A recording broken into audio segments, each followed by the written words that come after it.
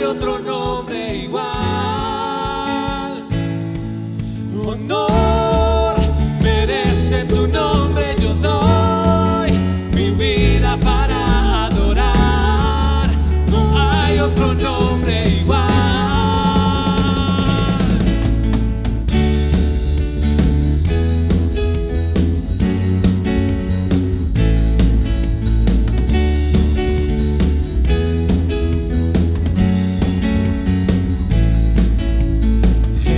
Suficiente, sacias mi interior.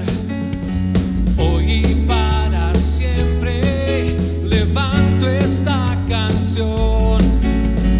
Justo y perdonador, me diste salvación. Y hoy elevaré mi voz, te exalto, te exalto. Honor merece tu nombre, yo doy mi vida para adorar. No hay otro nombre igual.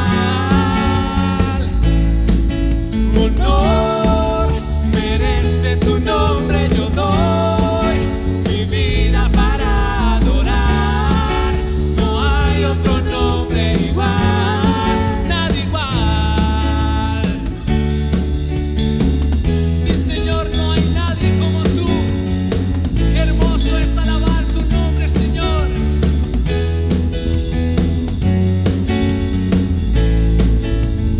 Oh, oh, oh, oh. Se trata de ti, todo es para ti. Oh, oh, oh, oh. Cantamos, celebramos. Oh, oh, oh, oh. Se trata de ti, todo es para ti. Oh, oh, oh, oh. Cantamos, celebramos.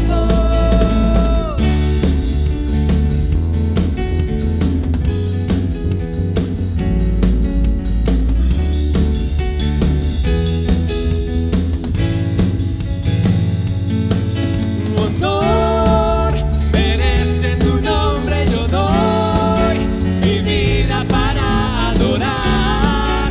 No hay otro nombre igual. Dilo conmigo, honor.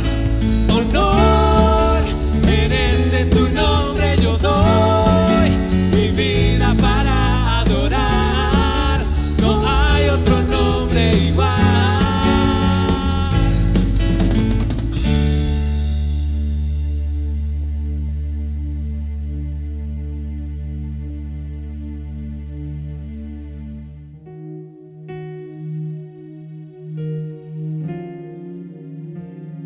Que tu espíritu fluya hoy, Señor, como un río de agua viva. Deposita hoy, Señor, en cada uno de nosotros tu amor, tu abrazo. Te necesitamos, te anhelamos, oh Padre. Mueve el estanque en mi ser.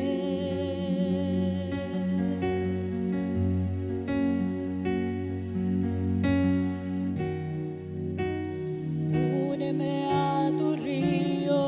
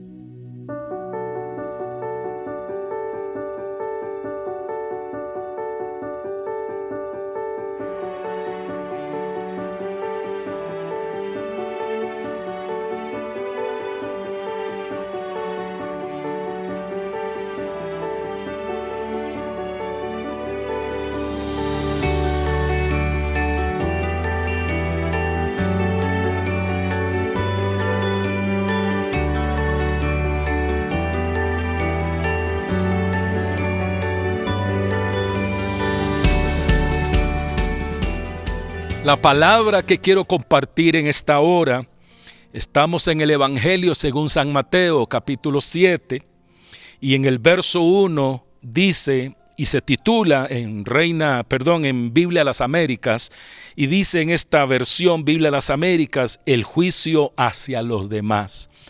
Jesús viene dándonos un sermón llamado el Sermón del Monte, y en esta ocasión, ya como finalizando el sermón, ya en su capítulo 7, Él introduce este tema. El Sermón del Monte son diferentes temas, pero ¿qué tema importante es este? No juzguéis, dice el Señor, para que no seáis juzgados, porque con el juicio con que juzguéis, seréis juzgados, y con la medida con que midáis, se os medirá. ¿Y por qué miras la mota o la pequeña, la pequeña maderita en el ojo de tu hermano? Entonces dice, ¿por qué miras la mota que está en el ojo de tu hermano y no te das cuenta de la viga que está en tu propio ojo? ¿O cómo puedes decir a tu hermano, déjame sacarte la mota del ojo cuando la viga está en tu ojo? Hipócrita, saca primero la viga de tu ojo y entonces verás con claridad para sacar la mota del ojo de tu hermano. No deis lo santo a los perros, ni echéis vuestras perlas delante de los cerdos, no sea que las huellen con sus patas y volviéndose os despedacen. El Señor Jesús, en su vida y ministerio, una y otra vez, vemos que era directo. Cuando hablaba a los religiosos, a los fariseos, maestros, sacerdotes, maestros de la ley, les hablaba no solo directo, sino fuerte. Jesús era muy fuerte a los que al menos se decían que conocían la palabra de Dios, que conocían, como decimos en Costa Rica, el dedillo, que conocían desde la A hasta la Z la ley de Dios. Y si decían conocer y que se decían hijos de Abraham, entonces el Señor decía, pero una cosa es lo que ustedes enseñan y otra cosa es lo que ustedes practican.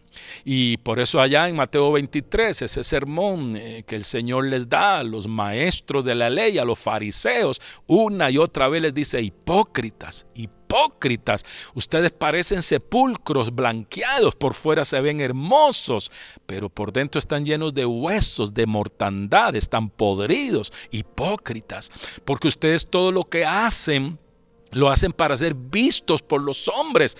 Y Dios, el Señor, siempre nos daba esa palabra para cuidarnos, los verdaderos discípulos de Cristo, los que de verdad le hemos recibido en el corazón como nuestro Salvador y que de verdad queremos agradar al Señor. Tenemos que hacer las cosas para la gloria de Dios y no para ser vistos por los hombres. No buscar el aplauso del hombre, sino la bendición de Dios. Porque todo lo que hagamos para Él, vamos a ser bendecidos. Y lo hacemos de corazón, hasta sin esperar que nos dé. Lo hacemos porque lo amamos. De hecho, cuando hablamos de la adoración y de la alabanza, se dice que alabanza es que exaltamos al Señor, lo magnificamos por lo que ha hecho y por lo que ha prometido hacer. Pero adoración es por lo que es Dios, por lo que Dios es. Dios es santo, Dios es bueno, Dios es amor, Dios es todopoderoso, omnisciente, omnipresente, por lo que Él es. Por eso lo adoramos y no por lo que Él nos pueda dar. Y es así que debemos vivir, para agradar a nuestro Padre Celestial. Y es aquí que vemos también al Señor hablándole a esa multitud de discípulos en ese monte de las bienaventuranzas. Se calcula que habían por lo menos unas 10,000 a 15,000 personas sentadas ahí en todo ese lugar llamado el monte de las bienaventuranzas.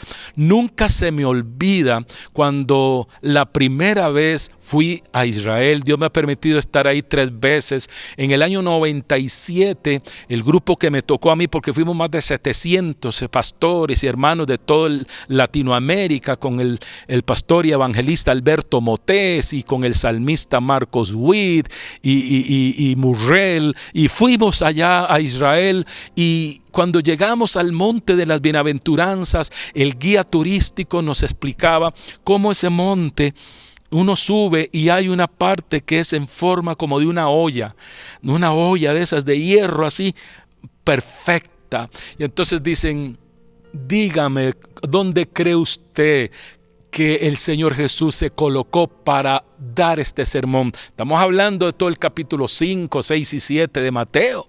Y fue un sermón largo, uno de los más largos que Jesús dio, y tocó todos los puntos esenciales del evangelio del reino de Dios. Y bueno, nos dijo, vayan allá, bajen con cuidado hasta allá aquella punta abajo y desde ahí hablen. Y bueno, bajó uno y habló y todos arriba podíamos escucharlo. Bajé yo y les hablaba al grupo y todos me podían escuchar. Era tal la acústica que formaba aquel monte de las bienaventuranzas en forma de olla, que cuando uno hablaba, el viento mismo tomaba la voz y la distribuía en todo aquel monte hasta arriba. Así Jesús, como el mejor guía turístico, como el mejor profeta de los profetas, el Hijo mismo de Dios, el Dios eterno hecho hombre, Él con gran sabiduría y de una forma estratégica se puso en aquel lugar, en aquel punto, para que su voz fuera escuchada por una multitud de miles en ese monte llamado el monte de las bienaventuranzas. Y el Señor les hablaba claro. Creo que Jesús en su corazón estaba diciéndose, este es el sermón más largo, porque el Señor daba frases, sus predicaciones eran pequeñas frases, respuestas a ciertas preguntas que le hacían, palabras que decía después de haber sanado a un enfermo. Él se sentaba y les daba algunos principios y continuaba predicando el evangelio del reino con parábolas, comparando el reino de Dios con la fe, el tamaño de semilla de mostaza, o con el árbol sicómoro, comparando la confianza con las aves del cielo, y en fin, él daba enseñanza a través de la naturaleza. Pero ahora va a dar el sermón más largo, y el Señor dice: aquí tengo que aprovechar y tengo que hablarles con sinceridad, pero yo puedo ver en el corazón del Señor un corazón lleno de amor, de dulzura, de ternura, de misericordia para con sus discípulos. Aquí no estamos hablando de los fariseos, de los maestros de la ley, de los sacerdotes. Eran discípulos. Ahí estaban las multitudes que creían en Él, que lo seguían. Algunos lo seguían hipócritamente, otros lo seguían con sinceridad de corazón, y otros ya eran discípulos. O sea, en esa multitud estaban los apóstoles, estaban discípulos, pero también estaban los de la multitud, que simplemente los siguen a poder lograr ciertos beneficios. Les había dado pan y peces o pescado, listo, ya lo multiplicó, y comieron, solo contando los varones, 5,000 varones, y sobraron 12 cestas llenas. Hermanos, habían visto milagros del Señor sanándolos de lepra, de ceguera, de mudez, de sordera. El Señor haciendo milagros para ellos, pero el Señor les tiene que hablar muy claro. Y más que ya está por terminar el sermón, dice aquí: yo tengo que hacerles ver que si de verdad quieren ser verdaderos hijos de Dios, verdaderos discípulos de Cristo, tienen que ser hombres y mujeres que no se pasen la vida juzgando a los demás. Porque ¿a quién le gusta que lo juzguen? ¿A quién le gusta que lo sentencien con un título, una declaración de la vida de uno diciendo algo que no es, y que lo juzgan, y que dentro del juicio que hagan te condenan, te sentencian? No queremos que la gente nos esté juzgando. Queremos hacer las cosas de corazón para Dios. El único que ve el corazón es Dios. Por allá llegó el profeta Samuel, enviado por el Señor para ungir ahora a un nuevo rey, que Dios era el que lo había escogido y que se encontraba en la casa de Isaí. Cuando llega, pues ahí habían muchos hijos que tenía Isaí, y bueno, trajeron al primogénito y un hombre fuerte, alto, hermoso, y ya Samuel está preparando el aceite para ungirlo y el Señor le dice, no, ese no es ese. Y entonces le dijo a Isaí, hay más de tus hijos y viene el segundo, y el Señor le dice, tampoco es ese. Pasaron 7. Sí, 7. Y el Señor dice, no, ninguno de estos es. Y es entonces que Samuel pregunta, ¿queda algún hijo tuyo más? Y le dice, sí, allá está David, que es el pastor de ovejas, el muchachito, el menor. Pues mándalo a llamar. No nos sentaremos a la mesa a cenar hasta que estén todos tus hijos. Y mandan a llamar a David. Cuando aquel muchachito, quizás flaco, pequeño, jovencito, pero pastor de ovejas, un valiente y un adorador que ahí anónimo en lo secreto adoraba al Señor cuando tenía sus ovejas en el aprisco. Y es ahora entonces que el Señor le dice, este es el hombre que yo escogí, un hombre conforme al corazón de Dios, un corazón perdonador, un corazón que sabe amar, un corazón que no aborrece, que no odia, que ama y perdona. Ese es el hombre que yo escogí, un hombre conforme a mi corazón, úngemelo. Y fue cuando Samuel derramó el cuerno del aceite sobre la cabeza de David y declaró palabras que solo a un rey le son proclamadas. Todavía estaba Saúl, pero ya desechado por Dios. Así que David tenía que ahora respetar la autoridad y así lo hizo. No tocó a Saúl para nada, aun cuando lo persiguió, y usted conoce la historia, que quería matar a David, lo odiaba, y David dijo, líbreme Dios de tocar a su ungido, hasta que Saúl murió, y es entonces que David tomó el reino. Amados, ahí estaba el pequeño David, el hombre conforme al corazón de Dios. Y eso es lo que Dios busca, corazones llenos de fe, de confianza, de sinceridad, de honestidad, de integridad. Hombres y mujeres que tengan un corazón para Él y que todo lo que hagan sea para el Señor. Habrá gente en la iglesia, en el vecindario, en el lugar de trabajo, de estudio, que te juzgan, te critican, hablan de ti, que dicen cosas que no son. Pero sin embargo, tú preocúpate de agradar a Dios, tú enfócate de agradar a Dios, de vivir para la gloria de Dios, de hacer todo para la gloria de Dios. Pero pesemos nuestro corazón, pongamos nuestra vida espiritual en la balanza del Señor. Cuando habla Proverbios de la balanza, Él pesa los espíritus, pesa nuestros espíritus. ¿Hay un desbalance o la balanza se va a mantener? Usted sabe que una balanza tiene dos posiciones acá, una acá, otra a la izquierda, a la derecha, a la izquierda. Tiene que hacer el balance. Cuando caminas en justicia, en amor, en misericordia, sin juzgar a los demás, sin estar criticando. Cuando tú veas a un hermano que hace algo, no digas, este lo hace para que el pastor lo vea, o este lo hace para simplemente ganar el aplauso de la gente. Tú no juzgues, déjale eso a Dios. Y aun cuando alguien, por ejemplo, profetiza en la casa del Señor, tú no juzgues al profeta. La Biblia dice que el espiritual juzga todas las cosas, pero no es que juzga a las personas, juzga la profecía, no el vaso.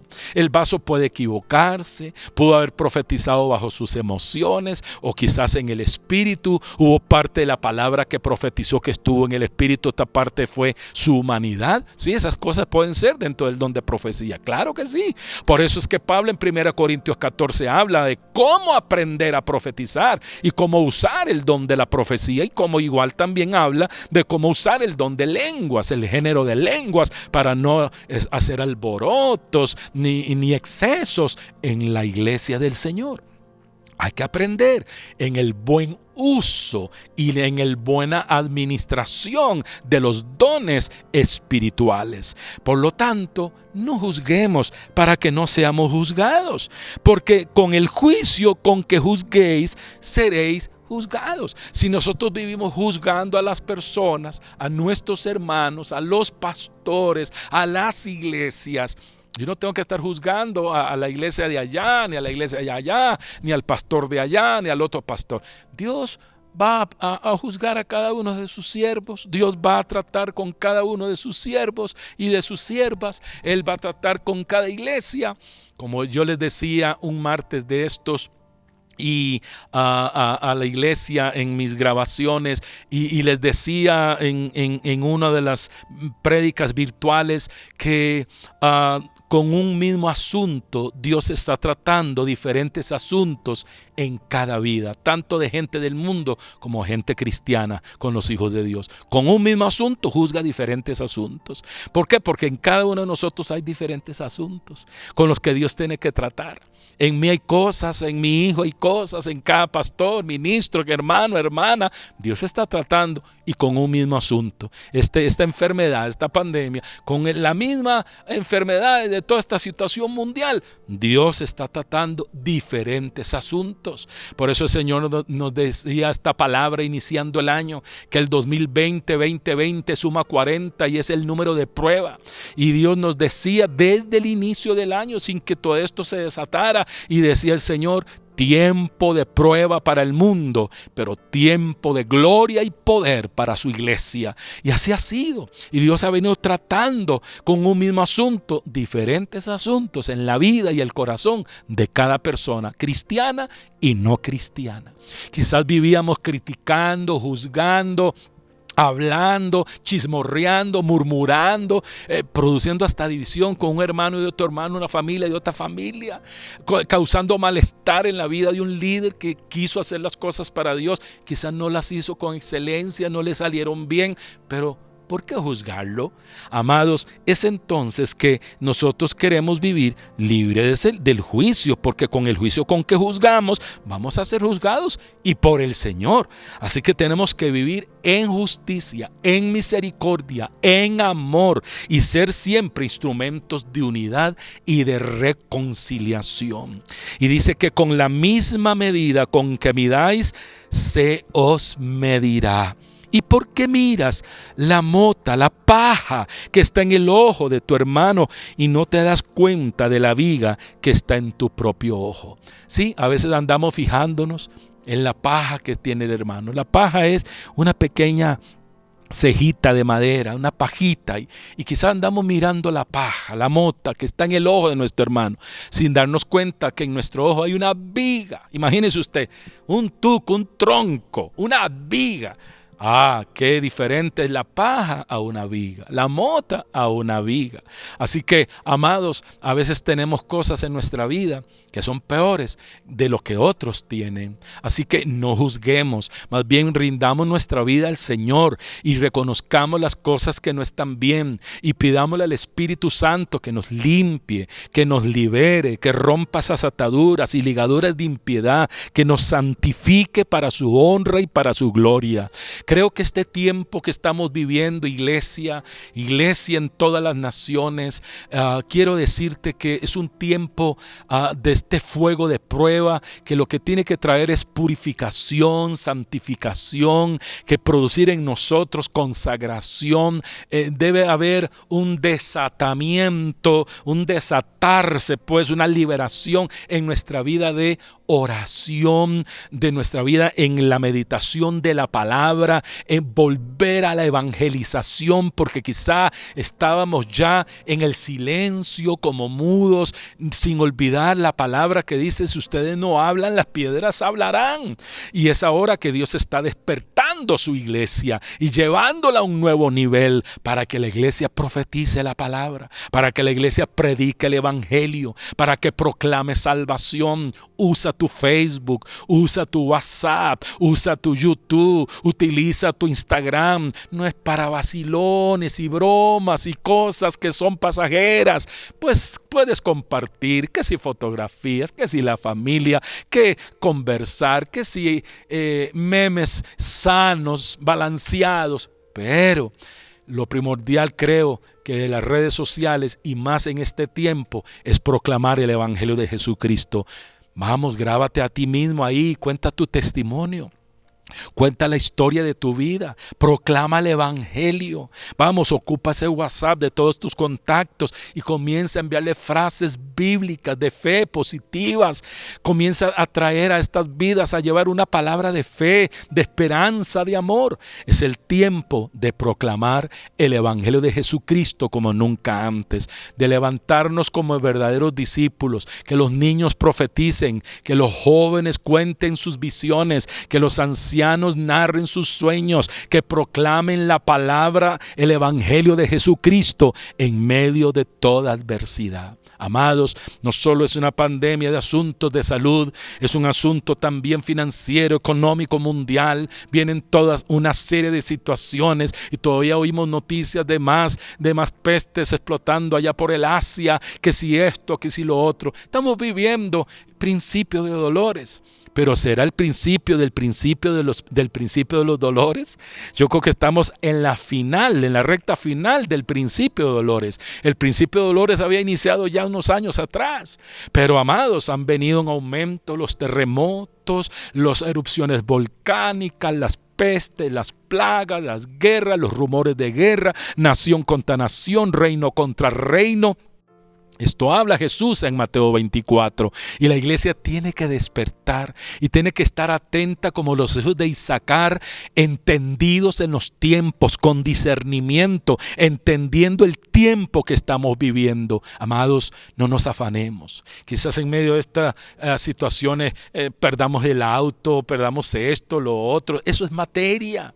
Dios nos quiere bendecidos, claro que sí, pero lo primero es el reino y su justicia, y entonces las demás cosas van a venir por añadidura. Vamos a ver los milagros del Señor, proveyendo un auto, proveyendo el pan de cada día, proveyendo para la casa, lo que sea en lo material. Claro, Dios nos bendice y hasta nos mima, porque en medio de la situación puede ser que necesites de ropa, de vestido. Dios te va a vestir y enviará gente a tu casa, porque aún hasta gente que no conoce a Dios, como los cuervos que representan gente que no conoce a Dios, Dios envió sus cuervos para llevar alimento al profeta Elías.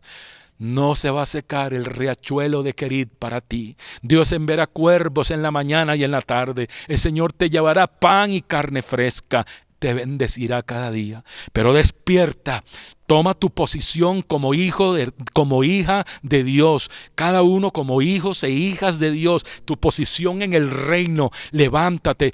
Ahora resplandece, porque ha venido tu luz. La gloria del Señor está sobre ti. No vivas juzgando, criticando, murmurando, buscando la paja en el ojo de tu hermano, como dicen, buscando el punto negro en la gran sábana blanca. Es el tiempo de levantarse, de limpiar el corazón, de consagrarse a nuestro Dios y proclamar a los 4 puntos de la tierra el evangelio del reino de Dios. Este es el tiempo postrero, este es el tiempo final. Estamos en la final del principio de dolores. Estamos por iniciar el tiempo de angustia, para luego vendrá el tiempo de más angustia, la tribulación, para luego entrar a la gran tribulación. Amados, Cristo viene en breve, viene el Señor por su iglesia, vamos a reinar con Cristo, son los últimos años, este es el tiempo final para proclamar el evangelio de Cristo. Yo no sé el año, no sé el día ni la hora,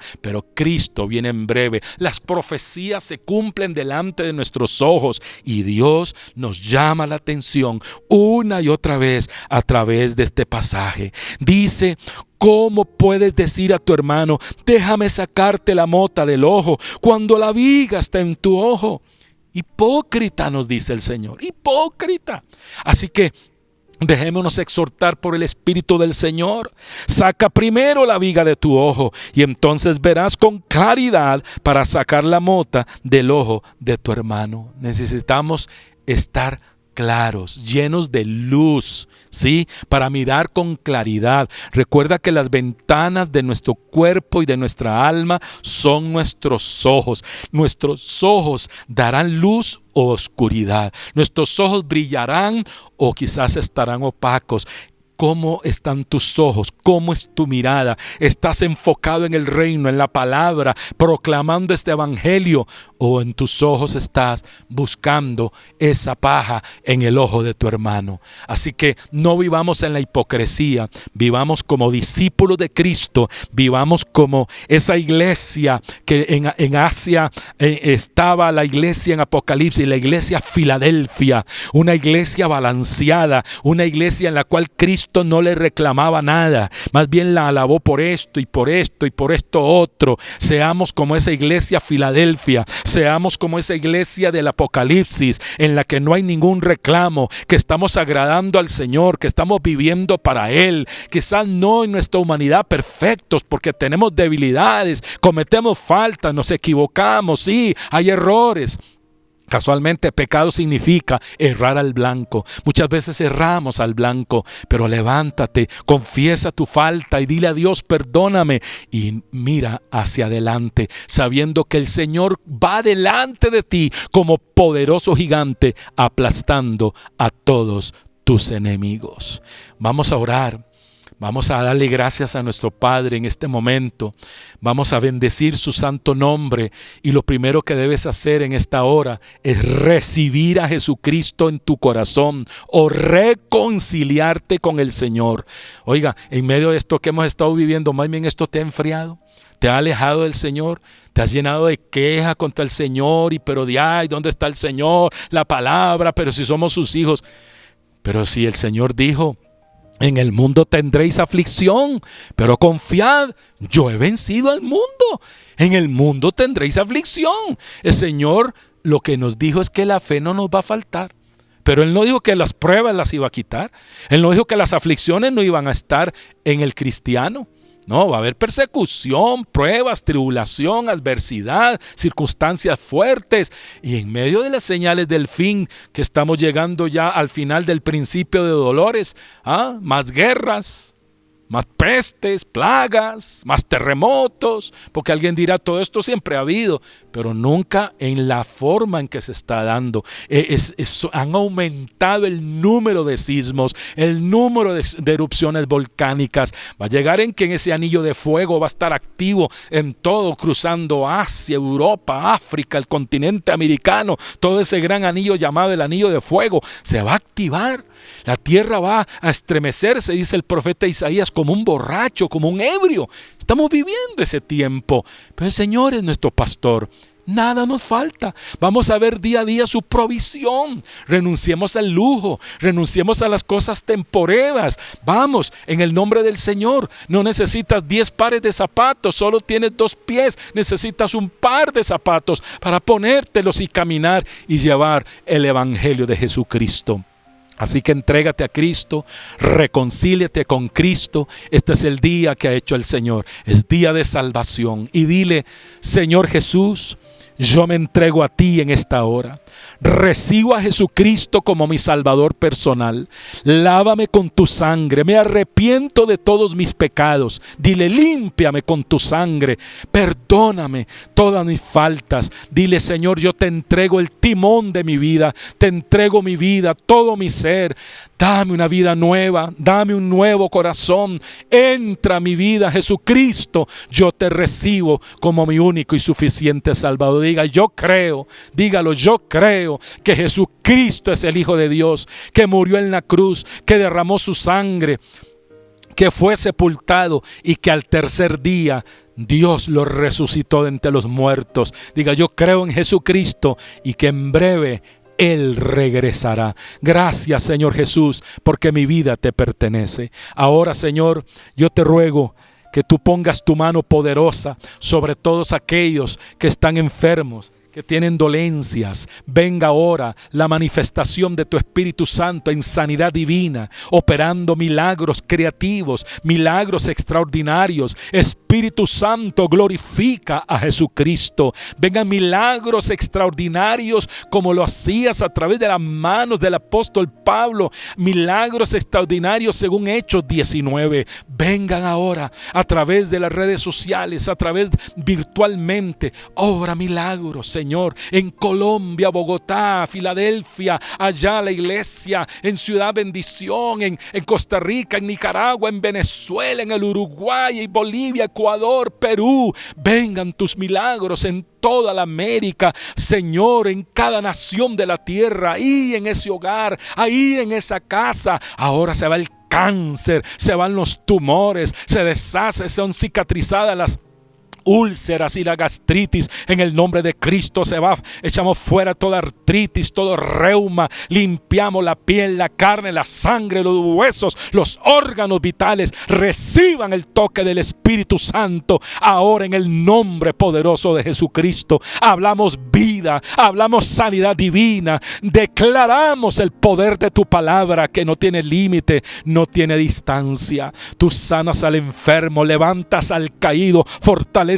al débil y llenas del Espíritu Santo a tu iglesia. Oh Padre, gracias Señor. Gracias por lo que estás haciendo en este momento. Los milagros, las sanidades, las vidas salvadas, los que se reconcilian. Señor, gracias porque tu iglesia es avivada. El fuego del Espíritu arde en cada corazón. Tu iglesia se levanta y resplandece en medio de la oscuridad. Padre, gracias porque tinieblas cubrirán las naciones y oscuridad la tierra. Pero la gloria del Señor ha amanecido y la luz del Señor resplandece en tu pueblo y tu pueblo se levanta. Oh, lleno de tu luz y el poder del Espíritu Santo. Gracias, Padre, para llevar la luz del Evangelio de tu reino a unas naciones y pueblos que están en tiniebla y oscuridad. A las familias, Señor, a hombres y mujeres que han estado, Señor, fuera de tus principios y valores bíblicos. Tú los alcanzas con amor y misericordia. Transformas corazones. Padre, gracias Señor. Bendito eres por siempre en el nombre poderoso de Jesucristo. Y a ti la honra y la gloria, Señor. Gracias, Padre, en el nombre de Cristo Jesús. Amén. Les amo con todo mi corazón. Son todos muy bendecidos.